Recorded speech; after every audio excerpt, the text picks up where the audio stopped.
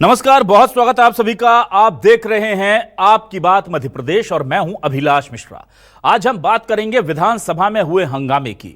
कल विपक्ष विधानसभा में सांकेतिक गिरगिट लेकर पहुंचा था और कहा था कि सरकार ओबीसी आरक्षण पर गिरगिट की तरह रंग बदल रही है। आज भैंस और बीन लेकर के सांकेतिक तौर पर विपक्ष पहुंचा और भैंस के आगे बीन बजा करके सरकार का विरोध करते हुए कहा कि सरकार से कोई भी मांग करना या किसी सवाल का जवाब मांगना भैंस के आगे बीन बजाने जैसा है। अब पिछले 2 दिनों में जिस तरह से विपक्ष ने प्रदर्शन किया है सदन के आसपास या प्रांगण में, उसको लेकर के सरकार और खास तौर से सीएम मोहन यादव नाराज हैं। सीएम मोहन यादव ने कहा कि मर्यादा का ध्यान विपक्ष को रखना चाहिए। कल गिरगिट लेकर पहुंचे थे और आज नाग पंचमी के दिन भैंस लेकर पहुंचे हैं। मर्यादा का कम से कम विपक्ष को ख्याल रखना चाहिए। उधर ऐसा नहीं कि सिर्फ हंगामा ही हुआ, बड़े बड़े सवाल उठाए जा रहे हैं। चाहे बात जल जीवन मिशन में करप्शन की हो, चाहे बात जो मजदूर हैं उनके श्रमिकों के भुगतान, जो मिल मजदूर हैं उनके भुगतान की हो, जो बकाया भुगतान है उसकी हो, या फिर बात हो खंडवा कोर्ट को इंदौर कोर्ट हाई कोर्ट से अटैच करने की। बहुत सारे जनहित के मुद्दे वो भी सदन में आए हैं या आ चुके हैं, आने वाले हैं। ऐसे में पूरा का पूरा सदन का जो माहौल है वो किसके फेवर में जाता दिख रहा है? सरकार क्या अपनी जवाबों से विपक्ष को संतुष्ट कर पा रही है? क्या जनता तक ये मैसेज कन्वे कर पा रही है कि जो सवाल विपक्ष उठा रहा है उसमें हमारा कोई गड़बड़ी नहीं है, हम तमाम जवाब दे पाने में सक्षम हैं? या विपक्ष सरकार को घेरने में है कामयाब? इसी पर शुरू करते हैं आज आपकी बात।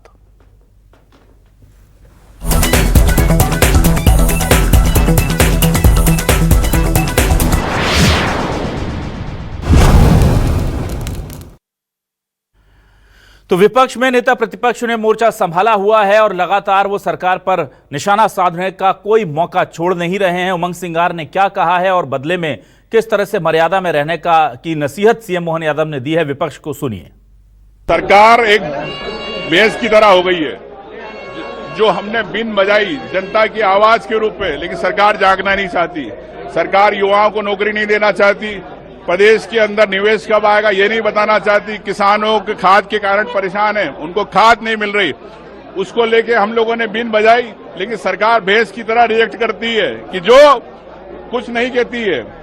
दैनिक वेतनभोगी परेशान है सुप्रीम कोर्ट के आदेश के बाद, कर्मचारी परेशान है, अतिथि शिक्षक परेशान है, वर्ग 1 के लोग परेशान है। पिछड़ा वर्ग को आरक्षण नहीं मिल रहा, 27%, 13% उनके रिजल्ट रोके हुए। ये हमारी लड़ाई है, ये जनता की लड़ाई है, उस लड़ाई को हम लड़ रहे हैं। अपनी मर्यादा के आधार पर आपको पूरा अधिकार है, आप फ्लोर पे बोले, सदन में बोले, महात्मा गांधी जी के सामने अपना शांतिवादी जो आपको बात रखना वो सब रखे। लेकिन अब आपको तो फर्क पड़ता नहीं है। मुझे तो वो वन्य प्राणी पे दया आती जो इस बात पे हंसते होंगे कि ये हमारा रूप बना के भैंस क्यों बनना चाहते हैं, ये मनुष्य योनि को बदनाम कर रहे हैं, कभी गिरगिट बन के अपने बात रखते। तो ये कांग्रेस का रंग बदलने का चरित्र आज़ादी के बाद से दुनिया ने देखा है, प्रदेश ने देखा है। 1956 में मध्य प्रदेश बना, लेकिन मध्य प्रदेश कहाँ से कहाँ जा सकता था। लेकिन केवल 7 लाख हेक्टेयर क्षेत्र में सिंचाई का रकबा था। ये कांग्रेस का और भाजपा का चरित्र बताता है कि 55 साल में 7 लाख हेक्टेयर और हमारे 20 साल में 55 लाख हेक्टेयर प्रति व्यक्ति आए। कांग्रेस के शासनकाल में 11,000 रुपये प्रति व्यक्ति, आज हमारी शासनकाल में 1,52,000 रुपये प्रति व्यक्ति। तो कांग्रेस इस सब बातों को देख करके विचार करे कि उनकी बात करने का तरीका कहीं उनको तो महंगा नहीं पड़ रहा। उधर कांग्रेस ने और भी कई मुद्दों को लेकर निशाना साधा है और सीधे तौर पर सरकार पर आरोप जड़ दिए। गौतम टिटवाल क्या कह रहे हैं बदले में सुनिए आतिफ अकील और गौतम टिटवाल की बयान।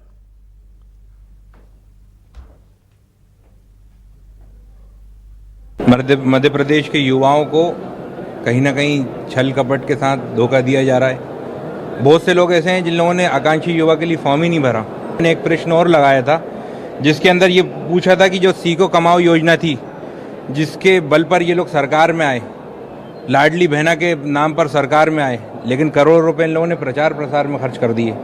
लगभग 260 करोड़ रुपए खर्च करे इन लोगों ने प्रचार प्रसार के लिए। मेरा मानना है ये कि 28 करोड़ 24 लाख रुपए इन लोगों ने खर्च कर दिए प्रचार प्रसार के लिए।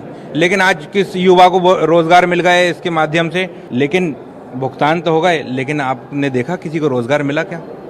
ये शर्म की बात है सरकार के लिए। रोजगार कार्यालय में रजिस्ट्रेशन होता है बेरोजगारों का। रजिस्ट्रेशन के बाद में वो रोजगार की तलाश में रहते हैं।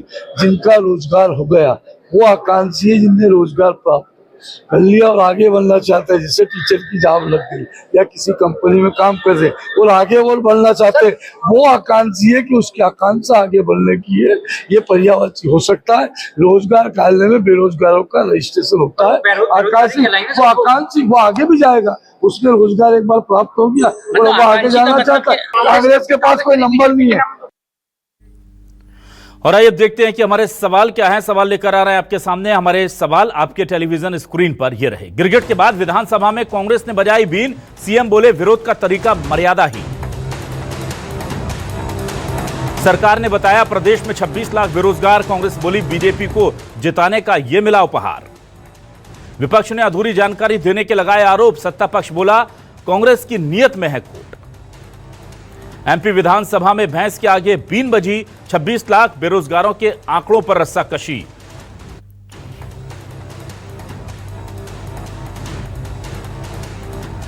हमारे साथ कुछ खास मेहमान जुड़ रहे हैं, सीधे रुख कर लेता हूं अपने खास मेहमानों का। आज हमारे साथ बीजेपी से वरिष्ठ नेता प्रवक्ता डॉक्टर दुर्गेश केसवानी जी जुड़ रहे हैं, उनका स्वागत करूंगा। कांग्रेस से वरिष्ठ नेता प्रवक्ता धर्मेंद्र शर्मा हमारे साथ जुड़ रहे हैं, उनका भी बहुत स्वागत करता हूं। और आज वरिष्ठ पत्रकार के तौर पर हमें ज्वाइन किया है जगदीश द्विवेदी जी ने, उनका भी बहुत स्वागत करता हूं। सबसे पहले धर्मेंद्र शर्मा जी के पास आता हूं। धर्मेंद्र जी, कल गिरगिट लेकर पहुंचे थे, आज बीन बजाई है, कोई फायदा इसका होता दिख रहा है क्या? और जो सबसे बड़ा दावा और जो आंकड़ा निकल कर आया 26 लाख आकांक्षी युवाओं का, गौतम टेटवाल जी कह रहे हैं कि ऑलरेडी जॉब पर हैं या आगे बढ़ना चाहते हैं, और आप लोग इन्हें बेरोजगार कहते हैं, तो ये जरा स्थिति क्लियर कर दीजिए। देखिए, गिरगिट की तरह कैसे रंग बदलते हैं भाजपाई, आप इससे समझ लीजिए। इन्होंने एक झटके में मध्य प्रदेश से बेरोजगारी खत्म कर दी, बेरोजगारी का नाम बदलकर आकांक्षी रख दिया। अरे बेरोजगार युवाओं का पोर्टल जो अलग है, जिस पर नाम दर्ज हैं उन लोगों के, आप उसकी डिटेल में जाइए। मध्य प्रदेश एकमात्र ऐसा राज्य है पूरे हिंदुस्तान का जिसमें सबसे अधिक पढ़ा लिखा शिक्षित नौजवान बेरोजगार सड़कों पर भटक रहा है। और भैंस के आगे बीन इसलिए बजानी पड़ रही है, आप देखिए कि पूरे मध्य प्रदेश में, अगर मैं सीएम हेल्पलाइन नाम की एक व्यवस्था जो सरकार चलाती है, अगर उसकी पेंडेंसी पर जाऊं तो मैं ग्वालियर से आता हूं, ग्वालियर से 1 से 1.5 लाख समस्याएं पेंडिंग है, लेकिन उनका निराकरण नहीं हो रहा। केवल ऑनलाइन कागजों में स्टेज 1, स्टेज 2, स्टेज 3 कर उसका खात्मा लगा दिया जाता है। तो भैंस के आगे बीन इसलिए बजानी पड़ रही है कि मध्य प्रदेश में भ्रष्टाचार सड़कों में दिखाई दे रहा है लगातार। पूरे मध्य प्रदेश के किसी भी शहर में आप चले जाइए, हर जगह इनके भ्रष्टाचार के गड्ढे खुदे हुए हैं, लेकिन सरकार देख नहीं रही, सुन नहीं रही।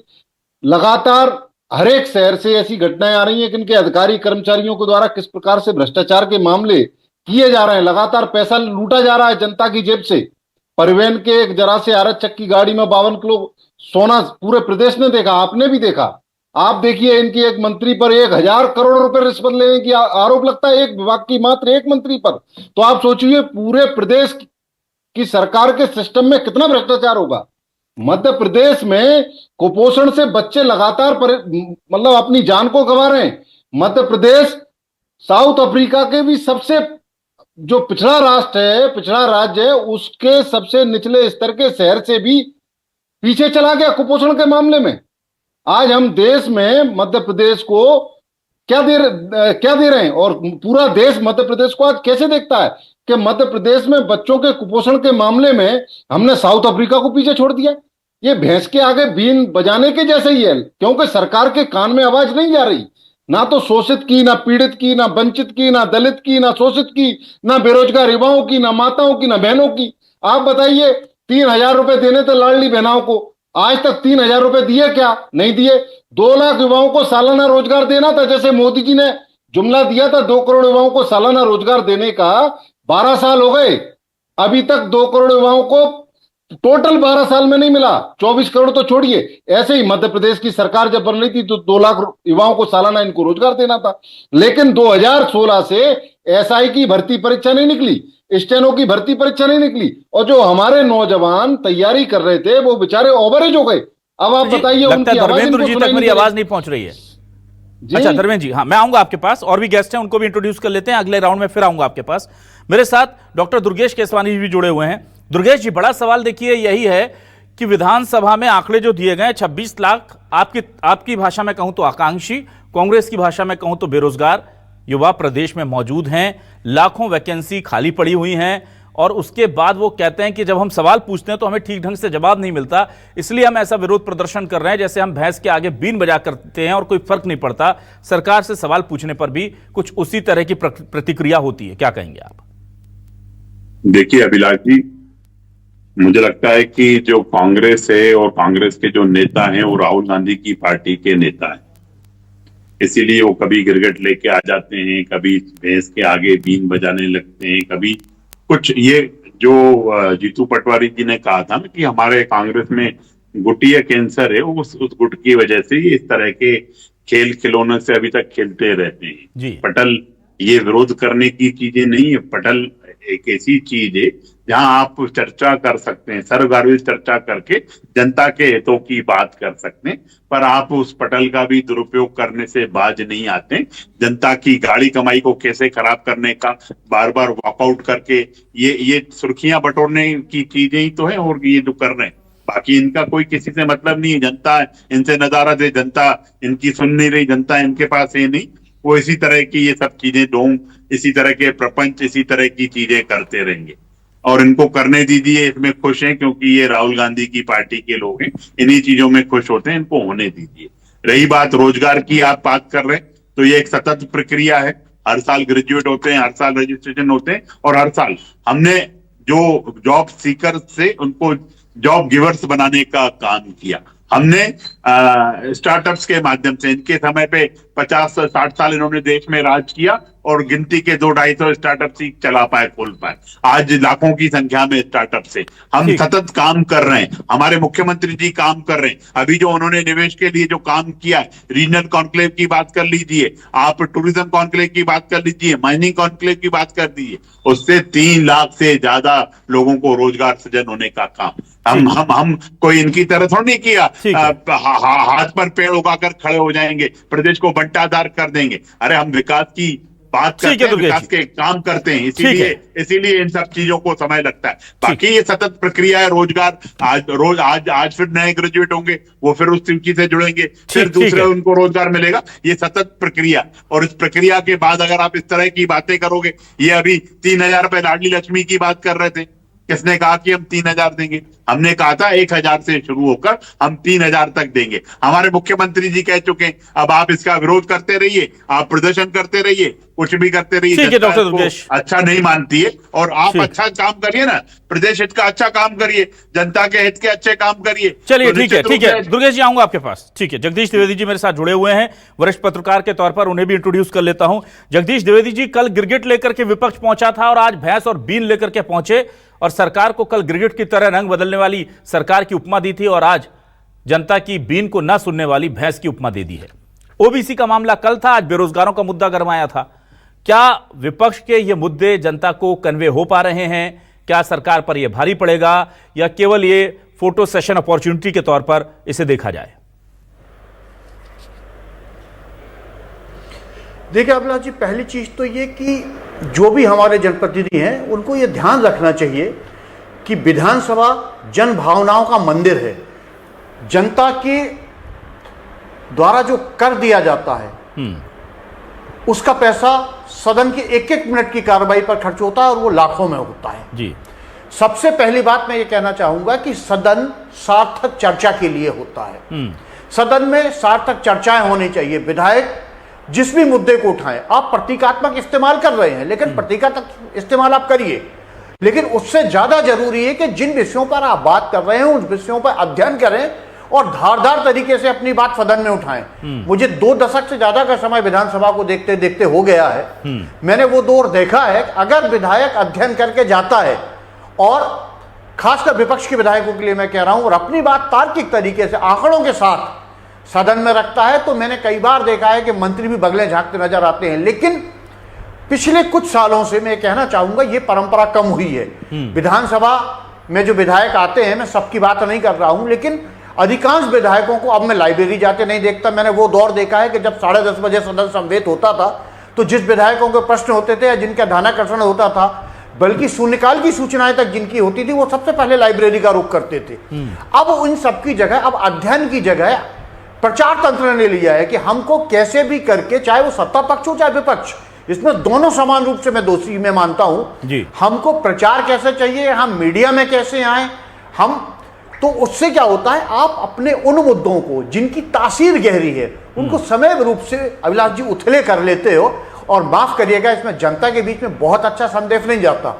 बस होना तो ये चाहिए था कि आप इन विषयों पे ध्यानाकर्षण लगाएं। बहुत सारे सदन में चर्चा के मंच होते हैं, अभी अनुपूरक बजट पर चर्चा होगी, बहुत सारे विधेयकों पर चर्चा होनी है। अगर विधायक चाहे तो चर्चा के लिए उसके पास बहुत सारे अस्त्र शस्त्र विधानसभा में मौजूद रहते हैं, उनका उपयोग आप करिए तो शायद मुझे लगता है ज्यादा बेहतर होगा। आप बीन बजाएं, गिरगिट लाएं, ये बात अब ठीक है, प्रचार तंत्र के लिए जरूरी है, लेकिन अगर आपको वाकई सरकार को घेरना है तो वो सिर्फ और सिर्फ आप उस मंदिर के अंदर कर सकते हैं, बाहर उसकी जगह नहीं हो सकती उतनी धारदार, ना उतनी पैनी। ठीक है, चलिए मैं वापस आता हूं धर्मेंद्र शर्मा जी। देखिए, एक बहुत महत्वपूर्ण आरोप ये लगाए गए हैं विधानसभा पर कि हम विधानसभा के मतलब जो जवाब आ रहा है विधानसभा से सरकार के द्वारा कि हम सवाल कुछ करते हैं और जवाब कुछ आते हैं और अधिकारी दिग्भ्रमित करते हैं। खासतौर से सीएम के विभागों को ही टारगेट कर लिया गया और ये कहा गया कि हम सवाल जो लगाते हैं उसके सही ढंग से हमें जवाब ही नहीं मिलते विधानसभा से।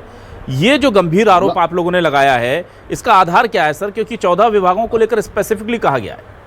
अभिलाष जी, पिछले सत्र में जो प्रश्न लगाए गए थे, जो हम लोगों ने इनसे जवाब मांगा था, आज तक उनका जवाब नहीं मिला। क्या 22 साल से मध्य प्रदेश में इनकी सरकार है, भ्रष्टाचार का तंत्र इतना मजबूत हो गया है कि अधिकारी जवाब देना नहीं चाहते, वो सीएम तक की बात नहीं मान रहे हैं। ये कैसी सरकार है?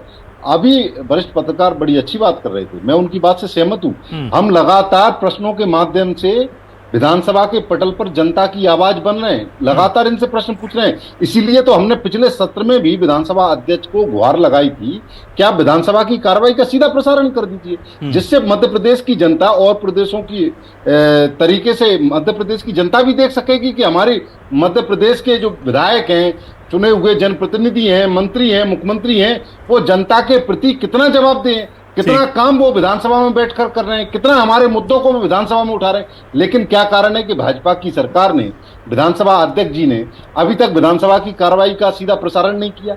भाई, हम तो कह रहे हैं ना, हम जिम्मेदार विपक्ष हैं, हमारी भूमिका सकारात्मक है। हम जनता के मुद्दों को लेकर सरकार से सवाल पूछ रहे हैं और सरकार को इसलिए हमको इन आंदोलनों के माध्यम से घेरना पड़ रहा है क्योंकि ये विधानसभा के पटल पर उन प्रश्नों का जवाब नहीं दे रहे हैं। अब आप बताइए, हम कहां जाएं? जनता की आवाज कैसे उठाएं? भाई, लोकतंत्र में विपक्ष का काम है जनता की आवाज बनना। हम एक जिम्मेदार विपक्ष हैं, तो हम अपनी पूरी ताकत से जनता की आवाज को सड़क से लेकर सदन तक उठाएंगे, ये हमारी नैतिक जिम्मेदारी है। लेकिन भारतीय जनता पार्टी की सरकार जो 22 सालों से मध्य प्रदेश में, एक लंबा समय होता है, आप उसको आगे करेंगे ये बोलकर नहीं टाल सकते। 12 साल हो गए केंद्र में आपकी सरकार को, 22 साल हो गए मध्य प्रदेश में आपकी सरकार को, अब आप कब तक पुरानी बातों पर रोते रहेंगे? ठीक है, चलिए ठीक है। डॉक्टर दुर्गेश केसवानी जी, ऐसा नहीं कि विपक्ष ही देखिए गंभीर सवाल उठा रहा है। अर्चना चिटनिस जी ने पूछा कि सहकारी सूत मिल के कर्मचारियों का, श्रमिकों का भुगतान अभी तक नहीं हुआ है, दूसरी पीढ़ी इंतजार कर रही है, इतना तक बोल गई वो। तमाम तरीके के सवाल उठाए जा रहे हैं। कान नदी की सफाई को लेकर मुद्दा है, जल जीवन में करप्शन का मुद्दा है, तो बहुत गंभीर सवाल उठाए जा रहे हैं और उठाए जाने चाहिए भी। सत्ता पक्ष से हो या विपक्ष से, विधायक को अपना जनप्रतिनिधि होने का धर्म जो है वो निभाना ही चाहिए लोकतंत्र के मंदिर में। ऐसे में जवाब संतोषजनक नहीं आ रहे हैं, विपक्ष का भी ये आरोप है और जो सत्ता पक्ष के लोग हैं उनको भी लगता है कि जैसा जवाब हम जो सीधा सीधा चाहते हैं उसको घुमा फिराकर अधिकारी दे रहे हैं। तो ये कार्यस्थानी अधिकारियों की है ना ये जो खेल हो रहा है, या सरकार भी चाहती है कि उतनी जानकारी निकलकर सामने ना आ पाए जैसी मांगी जा रही है? देखिए अभिलाष जी, कोई भी चीज सरकार छुपाने की मंशा से नहीं करती है। हम निष्पक्ष रूप से काम करने का काम करते हैं। आरोप ये कुछ भी लगाएं कि 52 किलो सोना निकला, अरे वो गिरफ्तार करने वाले उसको कौन है? वो हमारी सरकार की एजेंसी है ना, हमारे ही उपक्रम है ना जो काम कर रहे हैं। और आप बिल्कुल निश्चिंत हो जाइए, आप आरोप और आलोचनाएं करते रहिए, हम जनहित के काम करेंगे, 8.5 करोड़ जनता की चिंता करेंगे। रही बात आपके प्रश्नों की, प्रश्न के उत्तर नहीं आते, देखिए समय सीमित होता है अभिलाष जी, उसके बाद भी जिस भी सम्माननीय विधायक का प्रश्न होता है उसको डाक के माध्यम से उनके उत्तर देने का काम करते हैं। अगर आपको लग रहा है कहीं कोई दिक्कत है तो आप निश्चित रूप से हमारे मुख्यमंत्री सर सबसे मिलते हैं, आज कमलनाथ जी से ही मिले हैं वो, आप अपनी बात रखिए। पर ये प्रदर्शन करना जो आप अभी स्क्रीन पर भी देख रहे हैं अभिलाष जी, ये उचित नहीं है। ये आप सिर्फ सुर्खियां बटोरने के लिए काम करने का काम करते हैं, इसके अलावा कुछ नहीं है। जैसा जगदीश जी ने स्पष्ट रूप से कहा कि जनता की गाड़ी कमाई से सदन चलता है, उस गाड़ी कमाई का यह तो मत करिए आप, उसकी जनता के जो पैसा है उसको तो बर्बाद करने का काम मत करिए। जनता की बातों को चर्चा करना है आपको। अगर आपके पास कोई बात आती है तो आप चर्चा करिए आप उसकी। और रही बात लाइव टेलीकास्ट की, निश्चित रूप से माननीय विधानसभा अध्यक्ष का यह अधिकार है, आप जाइए, आपके नेता प्रतिपक्ष जाए, मुख्यमंत्री जी से मिलिए, निश्चित रूप से सब मिलकर उसको, अगर आपको आपकी इच्छा है कि लाइव टेलीकास्ट तो वो भी होगा। अब होता ही है, लोकसभा विधान राज्यसभा के तो होते ही है टेलीकास्ट, सब दूरदर्शन पे चलता ही है सब चीजें। पर मुझे लगता है कि आप जनता के हितों की बात करिए। आप न तो गिरगिट से आपका कुछ भला होने वाला है कांग्रेस का, वो तो जनता जानती है। आप जैसे ही सत्ता में आते हो रंग बदलने का काम करते हो, नहीं भैंस के आगे बीन बजाने से कुछ काम होगा। जनता इसको भी भली बात जानती है कि आप जब सरकार में आते हो तो आपके आगे बीन बजा लो चाहे कुछ कर लो, उससे कुछ होने वाला नहीं है। हमारी सरकार जन सरोकार की सरकार है, सोशल जस्टिस की सरकार है। अंतिम पंक्ति में, अंतिम पायदान में बैठे हुए अंतिम व्यक्ति का लाभ हो, उसके लिए हमारी सरकारें काम करती हैं। आरोप आलोचनाएं इनसे हटकर अगर आप किसी मुद्दे पर सरकार को आप घेरें, उस मुद्दे पर आके बात करें कि और जनता के लिए अच्छा क्या हो सकता है, तो एक सशक्त विपक्ष माना जाता है। पर अभी तो जैसे आप सिर्फ बातों तक, बोलने तक ही सीमित है कि विपक्ष हमारा सशक्त है, पर विपक्ष पंगु विपक्ष है जो कोई जनता की आवाज नहीं उठाता। ठीक है डॉक्टर दुर्गेश जी, अपने मुद्दों की बात करके, अपने गुट की बात करके इतिश्री कर देते हैं आप लोग। ठीक है धर्मेंद्र जी, आप कुछ कहना चाह रहे हैं? 10 सेकंड ले लीजिए, फाइनल कमेंट जगदीश जी से लूंगा मैं। देखिए, दुर्गेश जी ने अभी लाडली बहनों की बात की, बोले हमने 3000 की बात नहीं करी थी। इन्होंने भी गिरगिट की तरह रंग बदल दिया। जैसे अमित शाह जी ने 15 लाख का जुमला, 15 लाख रुपए गरीबों के खाते में देने का वादा किया मोदी जी ने, उसको जुमला बताने का काम किया अमित शाह जी ने। 3000 रुपए का वादा किया शिवराज सिंह चौहान ने और उसको जुमला बताने का काम कर दिया दुर्गेश जी ने। अरे दुर्गेश जी, आप भाजपा के वरिष्ठ प्रवक्ता हैं और मैं बड़ा सम्मान करता हूं आपका। जिम्मेदारी से बोलिए, पूरे प्रदेश की जनता आपको सुन रही है। ये कब तक आप जनता को चलेंगे? 15 लाख रुपए हर गरीब के खाते में आकर। चलिए ठीक है, हो गया सर। धर्मेंद्र जी हो गया, ठीक है। धर्मेंद्र जी, जगदीश जी के पास आने दीजिए। ठीक है जगदीश जी, देखिए बहुत महत्वपूर्ण सवाल है, जो गंभीर आरोप लग रहे हैं, और ये अभी से नहीं लग रहे हैं, पिछले 2-3 सत्र से बहुत ज्यादा हो रहा है कि जो सदस्य, माननीय सदस्य जो भी जानकारी मांगते हैं उसके जवाब इस तरह से घुमा फिरा करके अधिकारी पेश करते हैं कि वो जो जवाब सवाल का जो मोटिव है वो खत्म हो जाता है। और ऐसा सिर्फ विपक्ष के विधायकों के साथ हो रहा हो ऐसा नहीं है, सत्ता पक्ष के विधायक भी ऑफ द रिकॉर्ड ये कहते हैं कि जैसा हम जवाब चाहते हैं वो आता नहीं है, उसे घुमा फिरा दिया जाता है। क्या वाकई में ये प्रक्रिया बहुत ज्यादा हो रही है अब, या ये पहले भी होती थी, अब इस पर ध्यान ज्यादा दिया जा रहा है? देखिए, पहली चीज तो आप ये मान के चलिए कि अफसरशाही हमेशा से ही, जो आप कह रहे हैं ना, इस तरह के आरोप विधानसभा में आज से नहीं लग रहा है, ये विधानसभा में लगते रहे हैं, क्योंकि अफसरशाही निश्चित रूप से सवालों से बचना चाहती है। और यही वजह है कि विधायकों की अक्सर इस तरह की शिकायतें विधायकों की रहती हैं। विधायकों की अक्सर ये बात रहती है कि जो पूछा गया वो नहीं उन्हें मिला, और जो नहीं पूछा गया वो उनके जवाब में आया, या सवाल के को तोड़ मरोड़ को उसके कई हिस्से करके उसका जवाब उस तरीके से दिया गया कि विधायक के सवाल की मूल आत्मा ही कई बार मर जाती है।